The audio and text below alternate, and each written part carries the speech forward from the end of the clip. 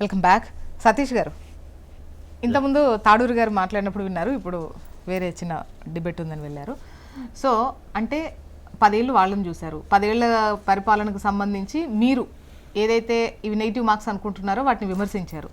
So ఈ 2 ఏళ్లకు సంబంధించి వీళ్ళు చెప్పారు, మీ ఇద్దరికి అవకాశం వచ్చింది కాబట్టి రాంది బీజేపీకే కాబట్టి సో మా వైపే జనాలు చూస్తారన్న ధీమాతో బీజేపీ ఉంది.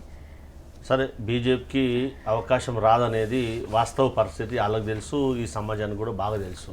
ఎందుకు రాదంటే రెచ్చగొట్టి పాలిటిక్స్ చేసే పరిస్థితి భారతీయ జనతా పార్టీ అనేది ఈ సమాజంలో ఉన్న ప్రతి అవేర్నెస్ అవర్డ్ ఉన్న పీపుల్కి తెలుసు. కానీ 2 పర్యాయాలు బీఆర్ఎస్ చేయలేకపోయింది కాబట్టి మేము చేయడానికి ఒక సంకల్పంతో ముందుకెళ్తా ఉన్నాం. అందులో భాగంగానే డెవలప్మెంటల్ యాక్టివిటీస్, ఈ సోషల్ రిఫార్మ్స్, దాంతోపాటుగా డెవలప్మెంట్ ఇన్ఫ్రాస్ట్రక్చర్ డెవలప్మెంట్ అనేది మనం అందరం కూడా వాస్తవాన్ని ఆలోచన చేయాలి.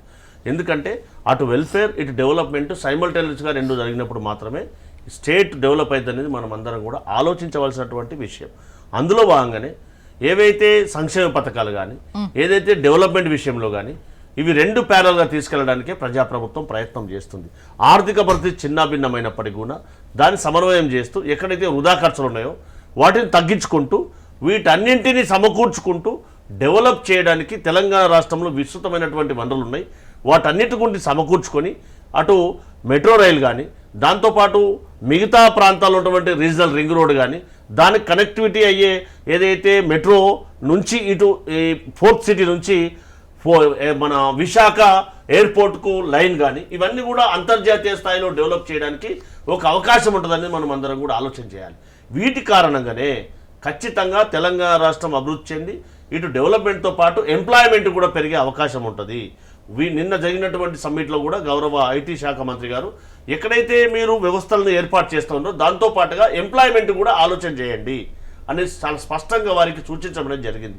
ఎక్కడైతే ఈ ఐటీ సెక్టార్ డెవలప్మెంట్ అవుతా ఉందో దాంతోపాటు 4th సిటీ నుంచి వైజాగ్ వరకు గ్రీన్ లైన్ ఏదైతే ఏర్పాటు ఉందో దాంతో కూడా ఈ తెలంగాణ ప్రాంతానికి తెలంగాణ రాష్ట్రానికి ఒక మణిహారంగా మారబోతుందనేది మనం అందరం కూడా వాస్తవాన్ని ఆలోచన చేయాలి. దీని ద్వారా గతంలో నైజాం పరిపాలనలో ఉన్నటువంటి ఏదైతే ఎయిర్పోర్ట్ వైజాగ్ ఎయిర్పోర్ట్ మనకు ఉండేనో దాన్ని మన తెలంగాణ రాష్ట్రానికి తీసుకురావాలా, ఎక్స్పోర్ట్ అనేది పెంచుకోవాలా. ఇప్పుడు మీరు వచ్చిన ఈ 2 ఏళ్ల కాలంలో మీరు చేసినవి ఏంటి?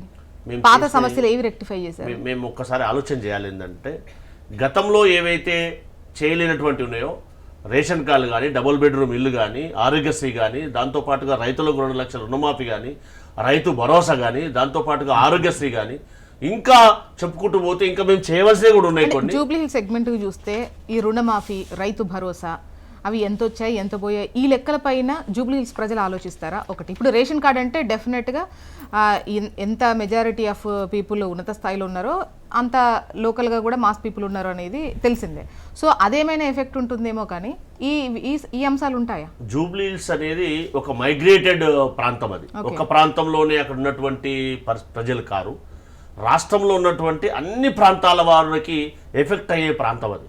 అదని కూడా మనం అందరం కూడా ఆలోచన చేయాలి. దాంతోపాటు అవేడ్ ఉన్నటువంటి ప్రజలు ఉండే ప్రాంతం అనేది మనం అందరం కూడా ఆలోచన చేయాలి. ఎందుకంటే వివిధ ప్రాంతాల నుంచి అక్కడ నివాసాలు ఏర్పాటు చేసుకొని అక్కడ నుంచి వారి కార్యకలాపాలు చేస్తున్నటువంటి చాలామంది అక్కడ ఉన్నటువంటి పరిస్థితి. దాంతోపాటు it the same level mass public ఎప్పటి నుంచో అక్కడ నివాసం ఉంటున్నటువంటి వాళ్ళు ఉన్నటువంటి పరిస్థితి. వాళ్ళు ఫర్ ఎగ్జాంపుల్ బోరబండలో ఎన్నాళ్ళ నుంచో రోడ్ వైడింగ్ గురించి అడుగుతున్నటువంటి పరిస్థితి.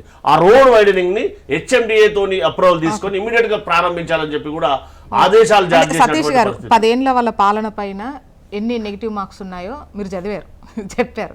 సో అయినా 10 ఏళ్ళు పాలించిన తర్వాత కూడా మళ్ళీ బీఆర్ఎస్కే పట్టం కట్టింది జూబ్లీ హిల్స్ స్థానం. సో ఇప్పుడు ఏంటి? ఇప్పుడు వాళ్ళు కాకుండా మీరు ఈ 2 ఏళ్ల కాలంలో చేసినవి ఏంటి అనేది అడిగేదే నీకు. మేమేమంటామంటే ఈ 2 సంవత్సరాల్లో మేము ఇచ్చినటువంటి సంక్షేమ పథకాలు, రేషన్ కార్డు కానీ డబుల్ బెడ్రూమ్ ఇల్లు కానీ 200 యూనిట్ల కరెంటు కానీ 500 రూపాయల గ్యాస్ సిలిండర్ కానీ దాంతోపాటుగా హైదరాబాద్లో ఉన్నటువంటి వారికి వారి అవసరాల నిమిత్తము ఇక్కడ ఇన్ఫ్రాస్ట్రక్చర్ డెవలప్మెంట్, ఒక ప్రాంతం డెవలప్మెంట్ కావాలంటే కనెక్టివిటీ, ఆ ప్రాంతాల్లో కనీసం డ్రైనేజ్ కానీ సీసీ రోడ్లు కానీ అక్కడ ఉన్నటువంటి చిన్న చిన్న సమస్యలు కానీ పరిష్కరించినప్పుడు మాత్రమే ఆ ప్రాంతంలో ఉన్నటువంటి ప్రజలందరూ కూడా ఆలోచించే అవకాశం ఉంటుంది. హైదరాబాద్లో వారికి కావాల్సినటువంటి మౌలిక సదుపాయాలు కదా, ముఖ్యంగా వాటర్ కనెక్షన్ కానీ సీసీ రోడ్లు కానీ దాంతోపాటు కరెంట్ కనెక్షన్ కానీ ఇవన్నీ కూడా మినిమంగా, దాంతోపాటు ఏదైతే భవనాల నిర్మాణ విషయంలో ఇవన్నీ కూడా సమన్వయం చేయడానికి మా మంత్రులు కానీ యంత్రాంగం అంతా కూడా సమన్వయం చేస్తూ ఉంది. దాంతోపాటు ఎందుకనంటే ఈ ఎలక్షన్ అని కాదు, కొత్తగా ఇచ్చినటువంటి స్కీమ్లు అంతకన్నా కాదు, మాయి ఉన్నటువంటి మేము ఇచ్చినటువంటి హామీల మేరకే ఏవైతే ప్రజలకు అవసరమైనాయో వాటన్నింటినీ గత ప్రభుత్వం చేయలేదు కాబట్టి ఇప్పుడు మేము చేస్తూ ఉన్నాము.